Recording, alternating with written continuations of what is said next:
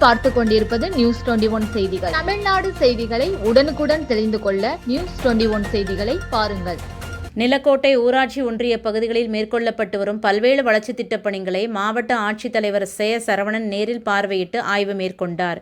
நிலக்கோட்டை ஊராட்சி ஒன்றியம் பிள்ளையார்நத்தம் ஊராட்சி அணைப்பட்டி வீர ஆஞ்சநேயர் கோவிலில் பொது நிதியிலிருந்து ரூபாய் 9.65 லட்சம் மதிப்பீட்டில் நடைபெற்று வரும் பெண்கள் உடை மாற்றும் அறை கட்டுமான பணிகள் நேரில் பார்வையிட்டு ஆய்வு மேற்கொண்டனர்.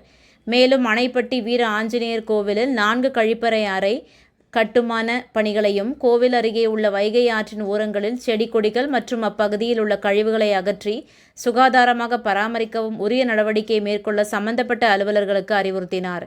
தொடர்ந்து சிதர்கள் நத்தம் ஊராட்சி விளாம்பட்டியில் 132 நபர்களுக்கு பட்டா வழங்க ஆய்வு மேற்கொண்டு அப்பகுதி பொதுமக்களுக்கு தேவையான அடிப்படை வசதிகள் குறித்து மாவட்ட ஆட்சித்தலைவர் அவர்கள் கேட்டறிந்தார்.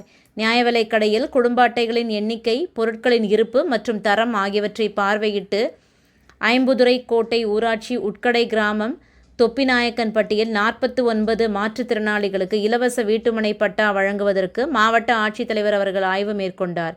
இந்த ஆய்வின் போது உதவி ஆட்சியர் வினோதினி, நிலக்கோட்டை வட்டாட்சியர் விஜயலட்சுமி, வட்டார வளர்ச்சி அலுவலர்கள் பத்மாவதி, பஞ்சவர்ணம் மற்றும் பலர் கலந்து கொண்டனர். நியூஸ் 21 செய்திகளுக்காக ரமேஷ்.